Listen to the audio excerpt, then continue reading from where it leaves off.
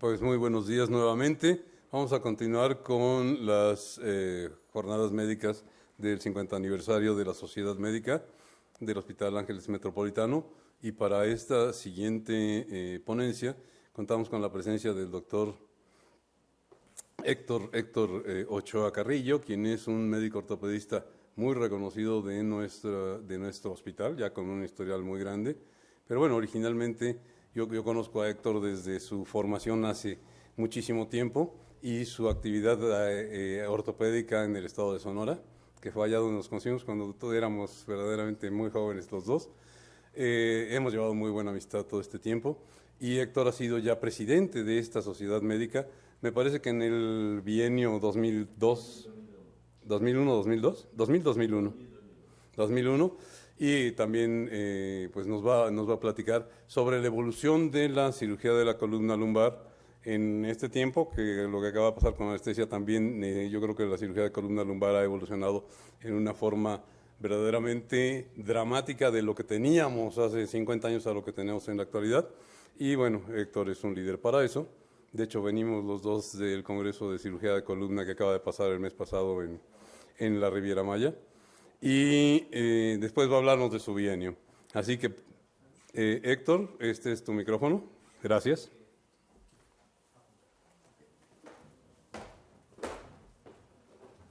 Aquí está el apuntador.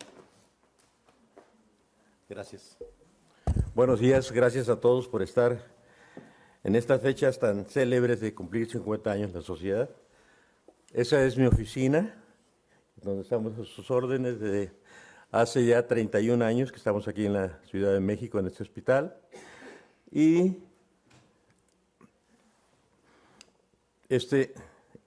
creo que la mayoría hemos pasado esta diapositiva, que es nuestra casa actualmente.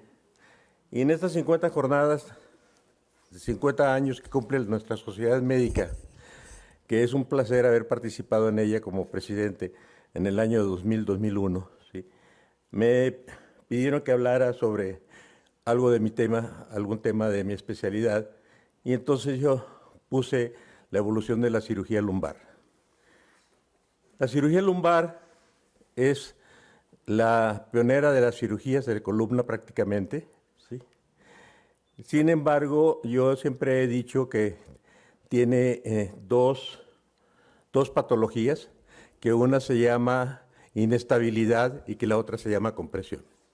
Que de ahí en fuera, ahí están englobadas todas, los tumores, las infecciones, la espondilolistesis, todas las patologías que ustedes quieran, las engloban en esas dos entidades.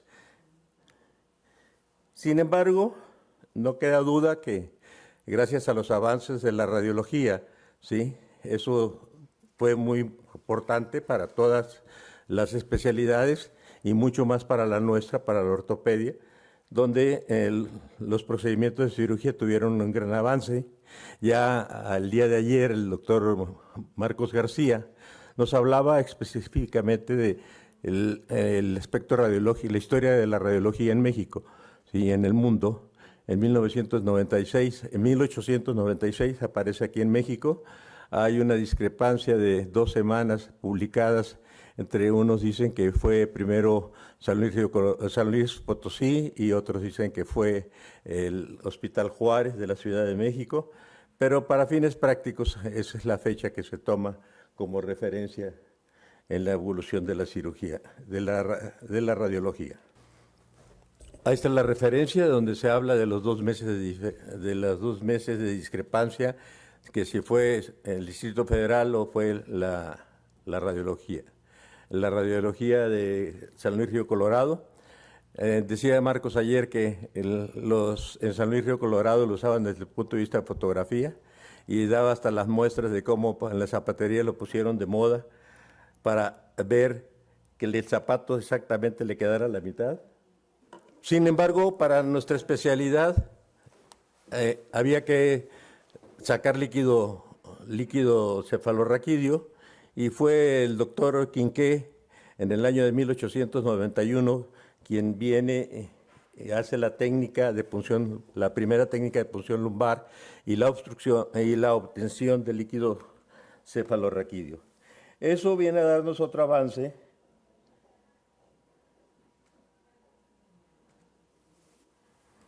Eso viene a darnos otro avance porque también necesitábamos medios de contraste. Ya habíamos dicho, ya se había dicho que inicialmente se usaba el aire. A mí me tocó ver los neumoencefalogramas, cómo les sacaban líquido y les inyectaban aire. Nosotros en ortopedia también, a las rodillas, dizque para ver los meniscos les inyectábamos aire como medio de contraste. Sí, pero ya con el advenimiento de los medios de contrastes desde 1928, que fue Snicker quien inicia con los medios de contrastes, aliados a la radiología intervencionista que comenzó a surgir, pues pudo darnos mucho más enseñanza y determinar qué podíamos hacer con los padecimientos. Los fármacos fueron cambiando, se fueron modificando. Al principio eran oleosos y se quedaban para siempre. Cuando hacían unas hidromielografías, se quedaban para siempre y se encontraban hasta en los ventrículos el medio oleoso. Después, cuando ya fue acuoso, ¿sí?, fue una gran ventaja que ya se podían disolver en nuestro organismo y podía reabsorberlos. Y sí había aranioiditis, procesos inflamatorios, tanto por el medio de contraste, sí, la irritación de las meninges, a veces con algunos pacientes. Eso no dejaba de ser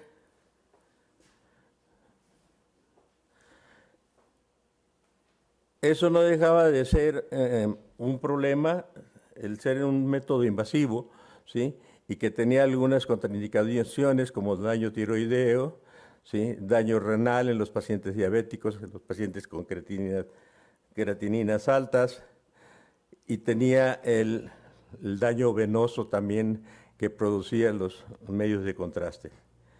Sin embargo, los pacientes, había una contraindicación absoluta, que eran los pacientes con alergias al yodo, que no podían ser sometidos a ninguno de estos métodos diagnósticos. Y los pacientes diabéticos que debemos de tener presente, y aún en nuestros tiempos debemos tenerlos bien presentes, y con los métodos invasivos de diagnóstico de esos vamos a llegar a tener alguna complicación desde el punto de vista de daño renal.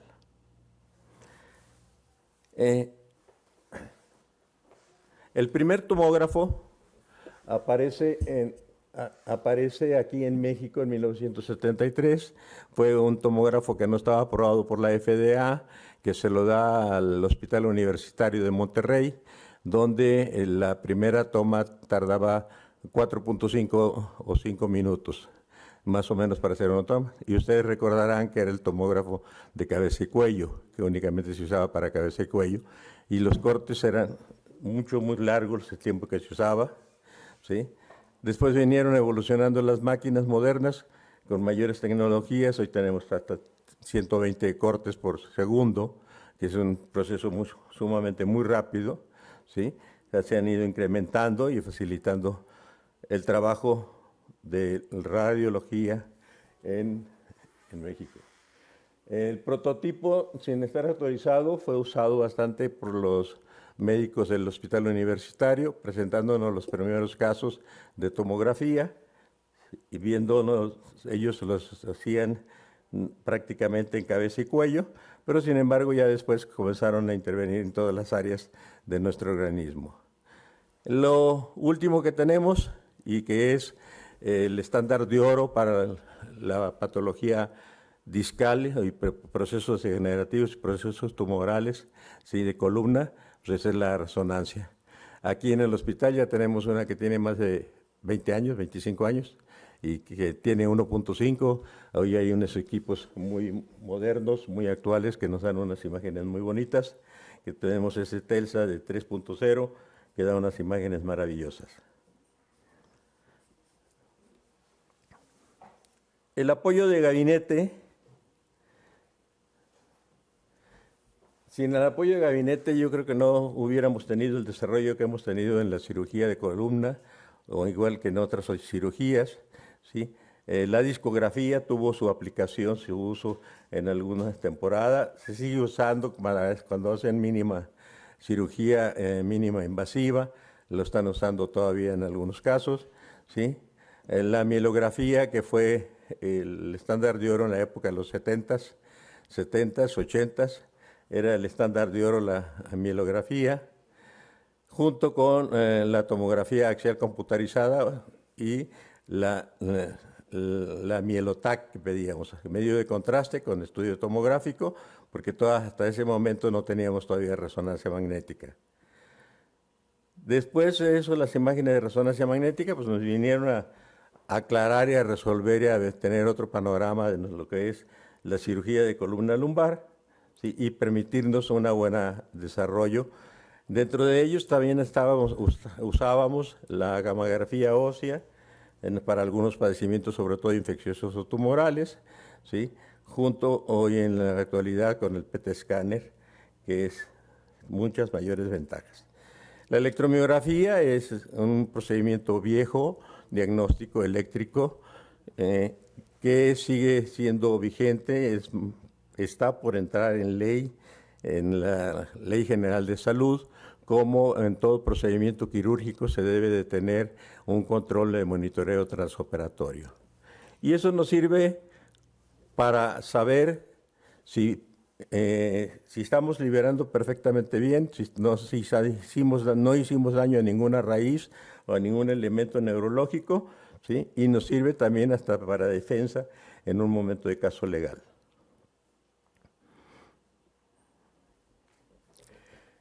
El desarrollo de la anestesia, ya lo había comentado Federico, también es algo importante que nos ha venido a dar. Hubo un tiempo, un grupo en Magdalena de las Salinas, nuestro compañero que ya se nos adelantó, Gaspar González Astudillo, quien operaba solo en pacientes jóvenes que tuvieran un disco con bloqueo epidural. Un disco, un L4, L5 o L5S1, un solo nivel, que solo era el disco, lo hacía con bloqueo epidural, lo cual le funcionaba en sus manos, ¿sí? Y ya todas las técnicas quirúrgicas que nos han venido a dar, a incrementar, la ingeniería biomédica, que ha sido un aporte importante para el desarrollo de la cirugía, pero no es hasta 1934 cuando un neurocirujano y un ortopedista, y de aquí que haya nacido la intención en México de que se formara AMCICO, Asociación Mexicana de Cirujanos de Columna, donde un cirujano, un neurocirujano y un ortopedista se juntaron y describieron al mundo en 1934 diciendo que la hernia de disco era un proceso el responsable del dolor lumbar, y que el tratamiento quirúrgico era la solución para ello. En mi forma de ver, parece que en esas épocas, en esas generaciones, se conformaron con lo que dijo Mr. Ibar y no siguieron investigando sobre todas las patologías que tiene la columna lumbar, y pudieron ellos demostrar desde el punto de vista histopatológico cómo el disco efectivamente se protruye hacia el canal y cómo se degenera y cómo va a comprimir las raíces nerviosas. Como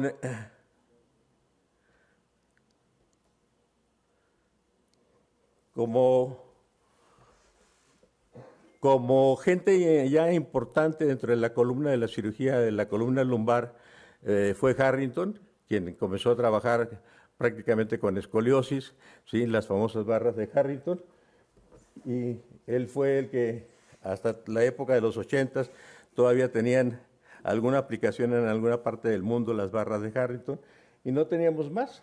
Cuando en esa época nada más teníamos únicamente las barras de Harrington. Sin embargo, después, en la época, surgió los principios de la década de los 60 y sigue siendo estándar de oro la cirugía de la escoliosis hasta finales de los 90 en algunos lugares. Durante este periodo se supone que más de 1 millón de personas fueron beneficiados con el procedimiento de Harrington, quien nos vino a enseñar la reducción y la estabilización de la columna con sus barras. Sin embargo, fue Ron Camille, en épocas más modernas, ¿sí?, donde comienza él a determinar ya el uso de los tornillos, junto con un uso de placas para el segmento lumbar, y comenzar a la tornillería para la columna, y el tratamiento de los padecimientos de inestabilidad de columna o ampliaciones de canal, dándoles estabilidad, junto con la abundante importancia del injerto óseo. Muchos dicen que si sirve o preguntan que si sirve todavía la artrodesis posterolateral tipo HIPS. Creo que sí, pero nada más que tiene que ser en buenas manos. Hay que trabajar perfectamente bien la escarificación para el injerto que se ponga se pueda integrar. Si no, de lo contrario, vamos a ir a un fracaso.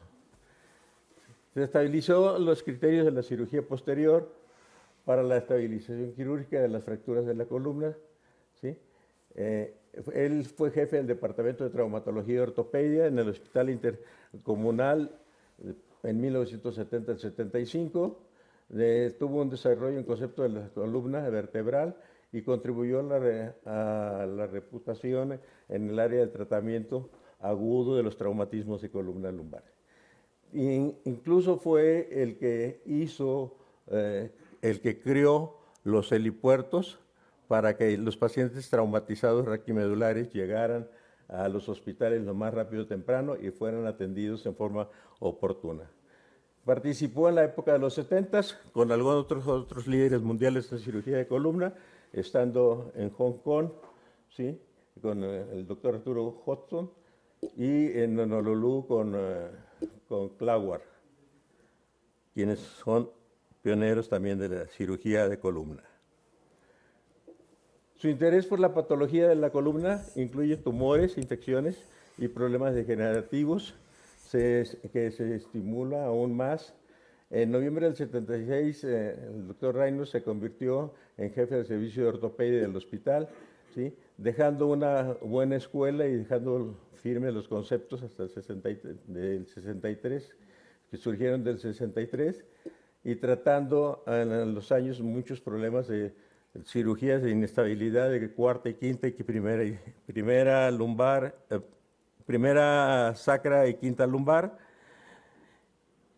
En esa época ya de los 80s o finales de los 70s, nuestro querido maestro Eduardo Luque Rebollar, quien estudió en la Universidad de Frankfurt y estuvo casado. Su primera esposa fue la esposa del doctor Risser, que muchos de ustedes han de conocer, el creador de la estimulación valoración del crecimiento óseo a nivel de la cresta ilíaca, ¿sí? Se vino a México, comenzó a trabajar en el Hospital Díaz Lombardo, en el Hospital Díaz Lombardo de niños, con parálisis de secuelas de polio o parálisis PCI, donde comenzó a hacer su nueva técnica, que era el alambrado sublaminar. Ya al principio no usaba tornillos, usaba las varillas, las moldeaba, ¿sí? Y eran fijadas a través de las láminas con alambre, prácticamente. También fue el que diseñó la técnica de Galveston. Él trabajó mucho en el hospital de Galveston. Allá, de hecho, su primer libro fue publicado en inglés y fue publicado en Estados Unidos, ¿sí? con las técnicas de cirugía de columna de él. Y dentro de otras gentes mexicanas que algo influyeron en ello, fue el codo de Dufault. El codo de Dufault, ese es donde se juntaban las dos varillas, el triangulito ese.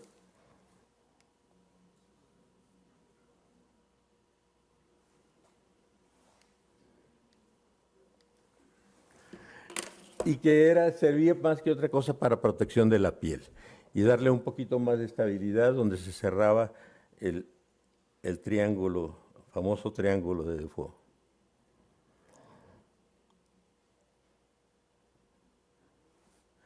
Fue el profesor Jean Duboisier quien hace los procedimientos modernos ya en cirugía de columna lumbar en la época de los 90, ¿sí? saliendo ya la instrumentación transpedicular como la conocemos en la actualidad, con todas sus variantes. Al principio eran tornillos rígidos, luego los poliaxiales, luego salieron los poliaxiales, que nos daban mayor facilidad para la reducción y colocación de nuestras barras, ¿sí? Y como anécdota, ustedes deben de saber por la historia que John F. Kennedy, siendo presidente de Estados Unidos, él padecía de una lumpociática muy importante, pero a pesar de todos los adelantos en 1963 precisamente, no quiso él, nunca aceptó operarse, siempre andaba drogado con fármacos para el problema del dolor lumpociático que tenía, y no aceptó la cirugía siendo el presidente de Estados Unidos y teniendo toda la ciencia y la tecnología en su país.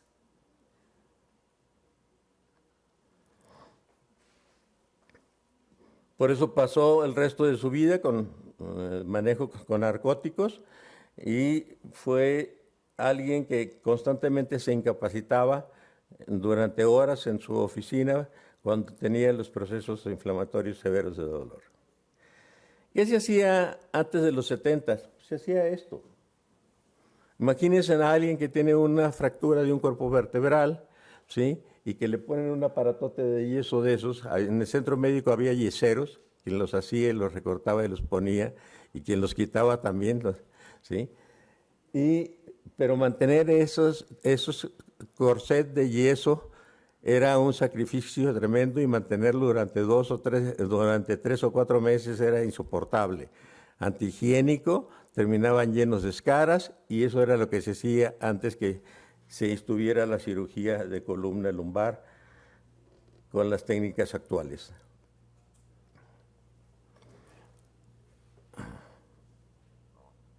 Dentro de los procedimientos quirúrgicos que podemos mencionar es la discodectomía abierta, ¿sí? La discodectomía,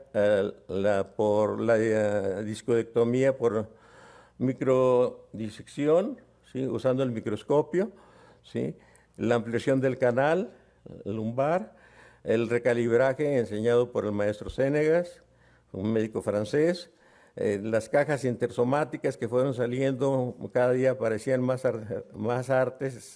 armas que ponerle a la columna, ¿sí?, los tornillos transpediculares, la radiofrecuencia que tuvo su auge, así también como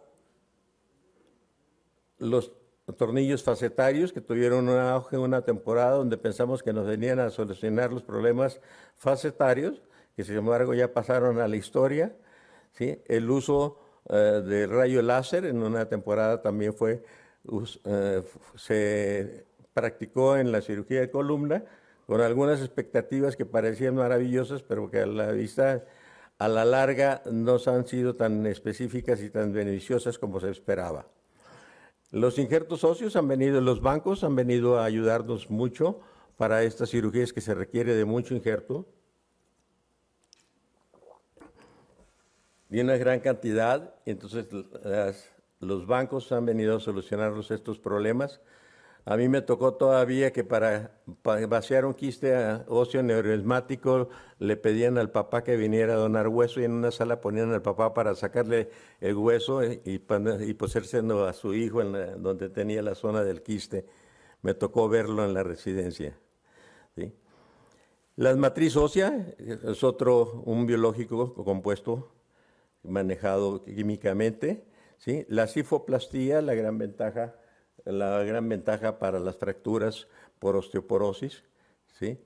La cirugía endoscópica, que cada día adquiere un gran valor, que tampoco es nueva. La cirugía endoscópica de la columna comenzó a hacerse desde los años 80, ¿sí? Tuvo un auge en la época de los 90, después paró y nuevamente regresa a la cirugía endoscópica, cada día con mejores técnicas, con mejores instrumentos, con mejores equipos. Y los procedimientos quirúrgicos también, las cajas laterales, las trasoas, que no dejan de tener riesgo, como el riesgo de lesiones neurológicas permanentes en la extremidad, ¿sí? Los espaciadores interespinosos, que también ya FDA los ha sacado prácticamente del mercado, creo que no queda ninguno autorizado todavía ya en Estados Unidos, pero los países pobres pues los seguimos usando y seguimos creyendo en ellos y los seguimos utilizando. Los espaciadores para los cuerpos vertebrales, para las corporectomías, ¿sí? Las artrodesis vía anterior de la columna lumbar, la cirugía de columna lumbar por vía anterior también. Aquí en México creo que uno de los pioneros de cirugía de columna anterior fue, ¿perdón? Don Victorio, pero después de Don Victorio, el que estaba en el general, se me fue el nombre ahorita, el del Bisoñet, Braulio Hernández Carvajal. En la época de los 80s, él hizo mucha cirugía por vía anterior y decía que era el estándar de oro la cirugía por vía anterior. Hoy volvemos a escuchar las nuevas presentaciones, los nuevos trabajos en los congresos que también están haciendo, se está aumentando el número de cirugías de columna lumbar por vía anterior. Y lo más grande de la cirugía, que es la cirugía de 360 grados, la cirugía de columna lumbar de 360 grados. ¿Qué es lo que está en boga ahorita? Pues son las nuevas salas quirúrgicas, que al final de esta presentación me permitiré pasarles un pequeño video, ¿sí? Un sistema de neuronavegación. Hay salas en Europa, principalmente en la Universidad de Pamplona, donde tienen dentro un resonador, ¿sí? Tienen un tomógrafo, tienen el microscopio, esto es robotizado, no batallan nada para tomar los estudios intraoperatorios y les sirve para ver cómo van trabajando y les sirve para, una vez que han terminado el proceso quirúrgico, ver cómo está quedando la cirugía. Esto era la cirugía de los 70s, de 70s y 80s, que hacíamos una hemilaminectomía, a veces hasta laminectomías completas y dejábamos más inestable al paciente. Lo que ven allá en la superior como brazo colgando, la axila, lo del medio es la cola de caballo, ¿sí? Ese es el nervio. Una vez liberado el nervio y que se ha quitado el disco, se hacía la artrodesis tipo gips bilateral, que muchas veces les dolía más a los pacientes por tomarlo de la cresta ilíaca, que es sumamente doloroso el proceso de tomarlo. Teníamos que dejarles catéteres para estarles infiltrando gilocaína o algún anestésico ahí para disminuirles el resto del dolor, ¿sí? Y la artrodesis intersomática, que siempre ha estado recomendada, que es más que meter alguna cosa dentro del cuerpo vertebral una vez que hayamos quitado el disco, con la finalidad de que el espacio no se cierre y no se pellizque y no se vuelva a presionar el nervio, que eso sucede con frecuencia en promedio alrededor de los 5 a 6 años. Los pacientes regresaban con lumbociática porque el orificio de conjunción, el hoyo por donde sale el nervio, se había cerrado completamente. Después vinieron unos metálicos, ¿sí?, que se rellenaban de fragmentos de huesito con la finalidad de mantener el espacio abierto. Como pueden ver, el foramen grande. Disculpen, esto no funciona. El espacio grande y mantener el espacio para que no se volviera a pinchar el nervio ahí.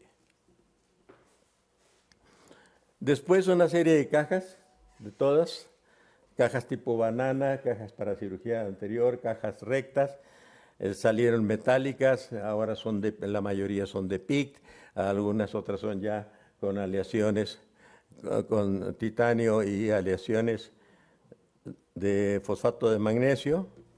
Y esto era lo que hacíamos también, la ampliación del canal en enfermedad articular degenerativa, en procesos muy estrechos, ¿sí?, donde se estaba formado lleno de hueso y cómo teníamos que liberar toda la cola de caballo, 2 o 3 niveles de la cola de caballo, y cómo dejábamos unas columnas. La naturaleza siempre nos ha ayudado, tiende a fusionarse por vía anterior, si la protegemos un poquito, ¿sí?, pero siempre a estas cirugías iban acompañadas de una artrodesis posterolateral. Y ahí pueden ver cómo las buenas fusiones óseas, donde están el triangulito aquel, todo eso es la fusión ósea que se hizo en tan buen espacio.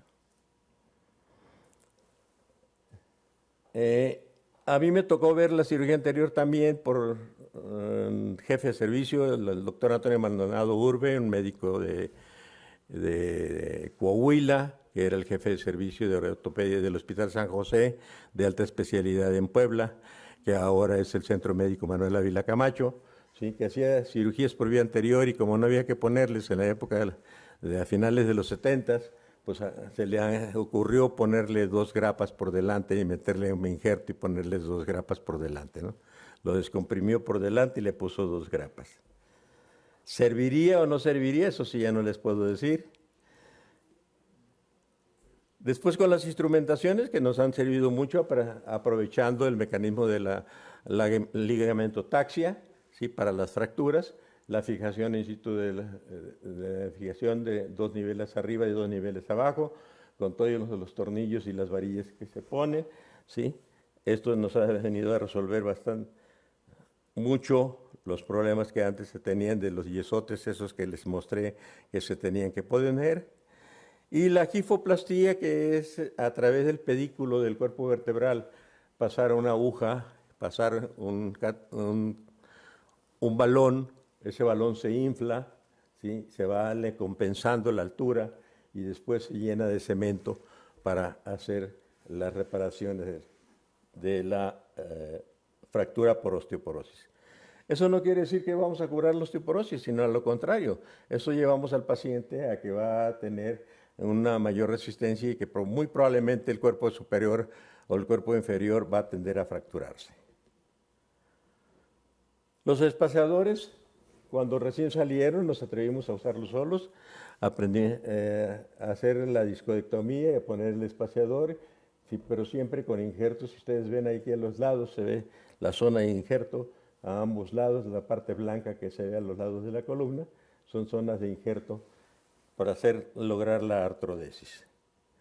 Pero sí nos mantenían el espacio, que no se cerrara, mientras se lograba la buena consolidación ósea. ¿Qué era lo que hacíamos? En la época de los 80, cuando yo llegué a Sonora, algunas por ahí tienen la fecha, ¿sí? Pues lo único que teníamos era hidromielografía. Hacíamos, con eso demostrábamos esas lesiones tan importantes, una hernia importante, L5S1, ¿sí? Donde ven en el corte cómo está completamente cerrado el foramen, donde no sale el nervio, no está completamente presionado, y hay un fragmento de disco intervertebral en el canal, la zona negra que se ve en la inferior derecha de ustedes. Ese es un fragmento de disco dentro del canal. Esos pacientes, ¿qué era lo que le hacíamos? Pues quitarles la caja y quitar el disco, meter una caja, ¿sí? Vean cómo se abría el espacio, cómo se abría el agujero de conjunción, cómo le daba estabilidad a la columna, y lo que ven a los lados chispeado ahí es injerto óseo que les poníamos para lograr la artrodesis. Es importante lograr la artrodesis para que tengamos un mejor futuro en nuestras columnas. Otro caso donde podemos ver con una hidromielografía cómo se ve que el disco roto está negro, los otros es un paciente joven, los otros están blancos.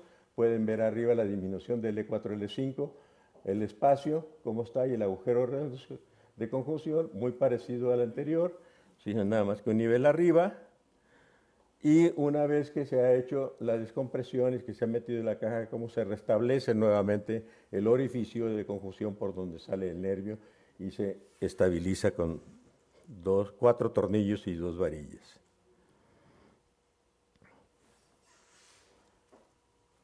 Hay ocasiones que tenemos que trabajar más niveles, pues es prácticamente con la misma técnica, haciendo la discodectomía, la foraminectomía, ¿sí? La colocación de la caja y la instrumentación transpedicular.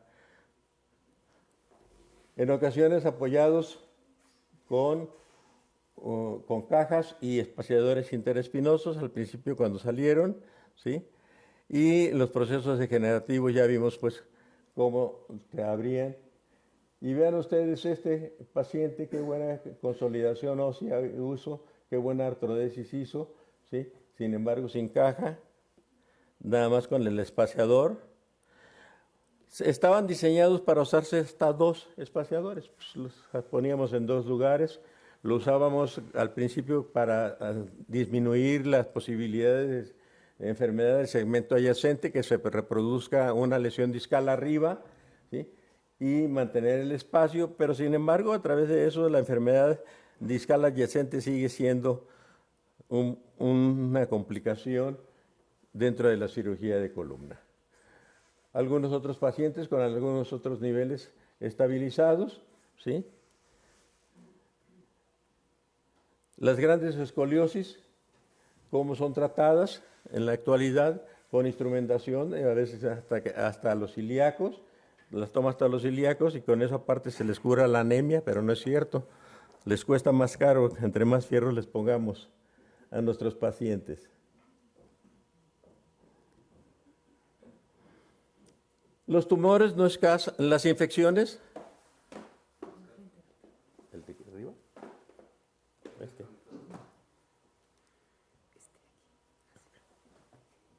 Okay.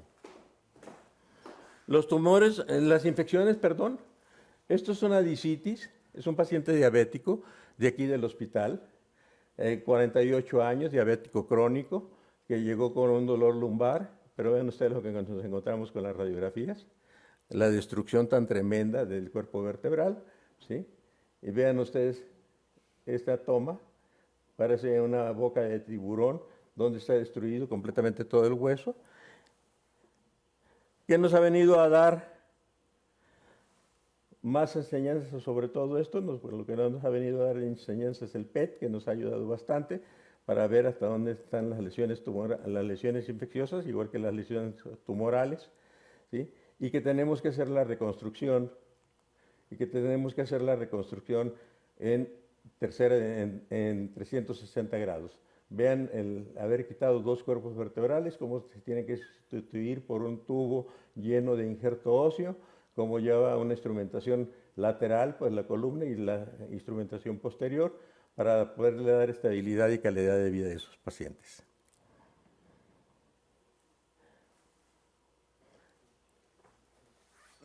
Muchas veces hacemos cosas porque el paciente no tiene recursos económicos. Sin embargo, no entonces quiere decir que nos vaya bien. Este es un muchacho muy joven, de 28 años, con 3 lesiones tremendamente grandes. Desgraciadamente no encontré la radiografía, la resonancia magnética de él, ¿sí? Que tenía sintomatología bilateral severa, una discapacidad severa, y me atreví a hacerle 3 niveles y ponerle 2 cajas en cada nivel. No había recursos para poderlo estabilizar y así lo dejé, y sin embargo es un muchacho que le fue afortunadamente bien. Ahí pueden ver ustedes los tornillos facetarios que ya pasaron en la historia. Cómo hacíamos tornillos facetarios, poníamos cajas, poníamos los espaciadores espinosos y poníamos injerto. Y cada día ponerle más fierros y más fierros a la columna, y eso dicen que pues, encarece la columna.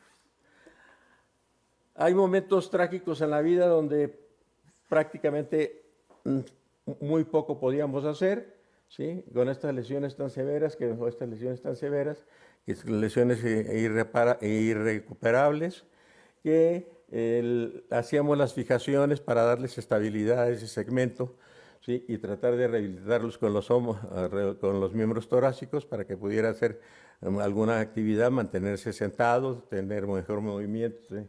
Tener menos complicaciones, pero han de saber las complicaciones urológicas, las complicaciones del tracto gastrointestinal, ¿sí? Hoy estos pacientes pueden tener la oportunidad de usar los endochalecos, endoortesis que les ponen, los exoesqueletos, y con lo cual les permite caminar, les permite manejar, les permite reintegrarse a su vida, ¿sí? ¿Qué es la diferencia? El dinero. el dinero. Un exoesqueleto anda alrededor de más o menos $1 millón. $1 millón, perdón. 20 millones de pesos para un paciente con estas características, pero es un paciente que vuelve a caminar, que vuelve a manejar, que vuelve a ir a su oficina, que vuelve a ser útil en la vida, ¿sí? Eso es la diferencia que hace. Hablábamos de los estudios, está bien desde 1983, ¿sí? Como lesiones tan severas con una buena electromiografía, ¿sí? Hablábamos de discografías, cómo está ahí, cómo se ve cómo el fragmento sale del disco, ¿sí? Y que eso era lo que teníamos para trabajar. Esto ha sido una pequeña revisión desde 1980 y parte de mi residencia. Yo salí en el 80 de la residencia. Este es el hospital donde estuve, hoy es el Centro Médico Manuel Ávila Camacho. En esa época era Hospital de Alta Especialidad San José, ¿sí? Perteneciente a la delegación Puebla-Tlaxcala. Antes estaban juntas las delegaciones, ya las separaron. Cuando llegué a Sonora, Sanatorio La Purísima, donde comencé a trabajar, los 10 años que estuve en Sonora, y durante mis fellows en Estados Unidos, que estuve haciendo cirugía de columna lumbar y cirugía artroscópica, ¿sí? El personal de la clínica donde estábamos allá en Estados Unidos. Pues esta es mi casa, así lo digo porque aquí vivo más que en mi casa, ¿sí? Y si me permiten, me ayudan con el video, por favor. Quiero mostrarles qué es una sala de cirugía, realmente qué es una sala de cirugía inteligente.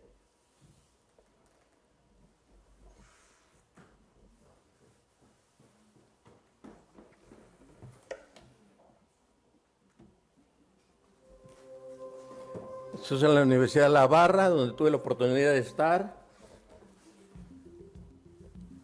Nos adentramos en el complejo quirúrgico más avanzado de España. 500 metros cuadrados ubicados junto al resto de quirófanos en la Clínica Universidad de Navarra, en la primera planta. Aquí,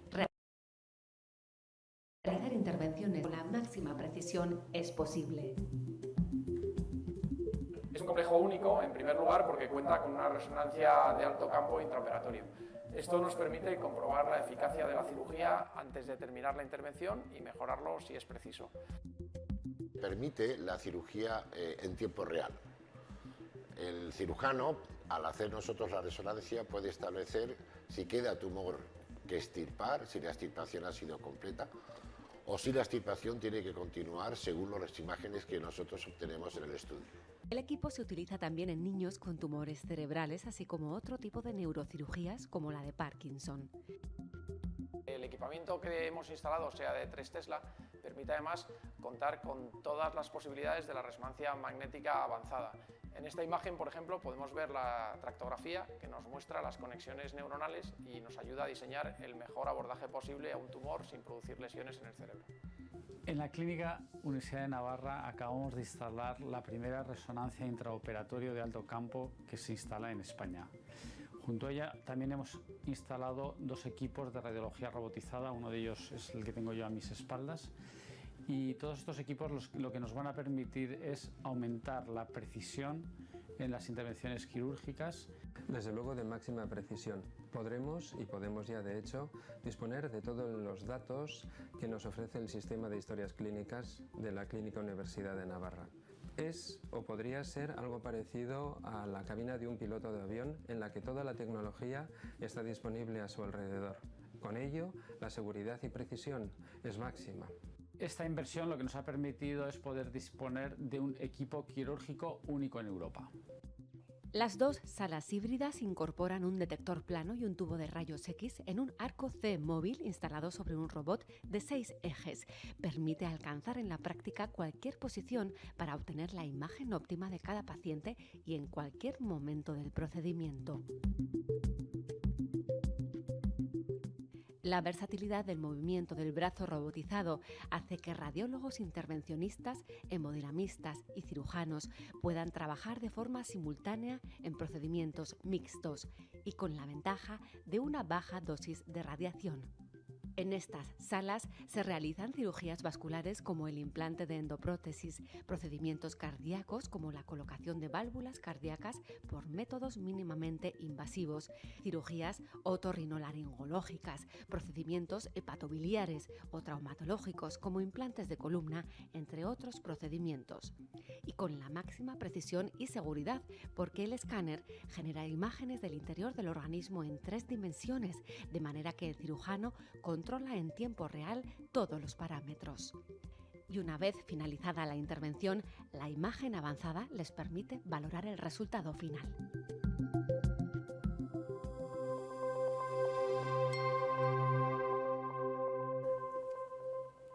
Esa es la ventaja de las tecnologías nuevas.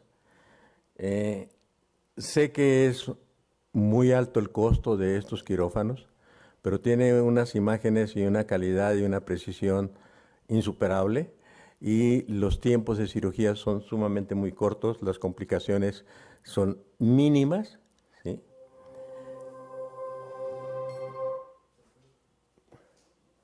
Y aquí tenemos a nuestro presidente, aunque lo vean güerito, también come frijoles. Es de Sonora, mi paisano Fernando, y gracias por la invitación, Fernando. Creo que todavía nos queda un camino muy largo por recorrer, ¿sí? Hablando de la cirugía de columna, que las nuevas generaciones tendrán que emprender. No hemos terminado con las complicaciones, no hemos podido acabar con las complicaciones de las lesiones medulares, altas o bajas, ¿sí? Es un reto, sigue siendo un reto, ¿sí? Y sigue siendo una verdadera urgencia el operar a estos pacientes lo más temprano que se pueda. Con esto doy por finalizada la plática que es con relación a lo científico. Yo realmente de mi sexenio, por azares de mi vida, bienio,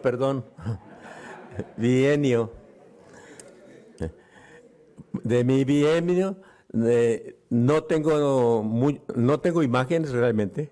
En el azar de la vida se han ido perdiendo, se han ido desapareciendo, pero lo único que puedo decir que esta sociedad ya tenía una revista. Yo fui el fundador de la primera revista de la Sociedad Médica, ¿sí? Uno de los primeros que publicó fue Yoshida, doctor Yoshida, el pediatra, ¿sí? Y salía cada 4 meses la revista y teníamos un buen tiraje.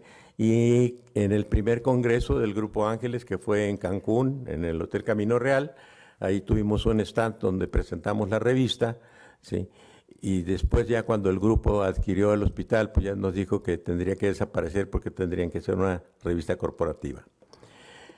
Otra cosa que significativa fue que fui el primer presidente que comenzó a rifar los carros, el que puse el desorden, y que se hiciera algo con el dinero, y que el primer presidente que comencé a rifar los carros. Hicimos una noche de fin de año encantadora, inolvidable para muchos, porque todo lo teníamos preparado, pero se nos olvidó contratar el estacionamiento, y cuando salimos a las 4 de la mañana el estacionamiento estaba cerrado de Bellas Artes. Conseguimos el Palacio de Bellas Artes para hacer la cena baile, estando de directora la doctora Ocampo y de director médico nuestro hermano Luis Alberto Díaz Hermosillo, que en paz descanse, ¿sí? Y donde se presentó una obra de teatro llamada Alicia, y después de eso pasamos al salón internacional del Palacio de Bellas Artes, donde nos dieron ahí las 4 o 5 de la mañana. Tuvimos que tomar nuestros taxis. Hicimos otra reunión de fin de año en San Angelín, Chapultepec, donde tuvimos también la oportunidad de que fue de las últimas veces que se presentó la orquesta de Luis Alcaraz. Hizo favor de ir a tocar esa noche con nosotros. Fue una velada fabulosa con Luis Alcaraz y otros grupos musicales. Igual que todas las mesas anteriores, celebramos el Día de las Madres. Uno, si no mal recuerdo, fue la Hacienda de los Morales, organizada por mi esposa, y la otra La verdad no recuerdo dónde fue la otra, pero sí se hizo. Hicimos hicimos celebraciones de días patrios también, ¿sí? El primer carro lo rifamos también en el Arroyo, fue la rifa en el Arroyo, y se lo sacó, acababa de llegar a nuestro hospital, Roberto Suárez Morenos, que en paz descanse. Su esposa estaba embarazada de su primer hijo y fue él el que se sacó el primer carro que rifamos. Con esto quiero agradecerles la oportunidad que me dan, que me dieron para platicar algo de los 40 años de la evolución de la cirugía, de lo que yo he vivido con la evolución de la cirugía de columna. Y si tienen alguna pregunta o algún comentario, con mucho gusto. Gracias.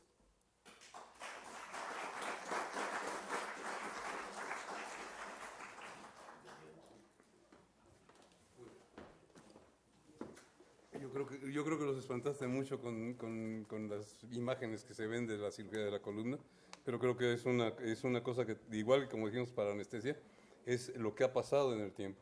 O sea, de no tener nada para poder operar la columna, tener ahora todo un armamento y todas unas seguridades gigantescas para que la cirugía de columna sea mucho más segura.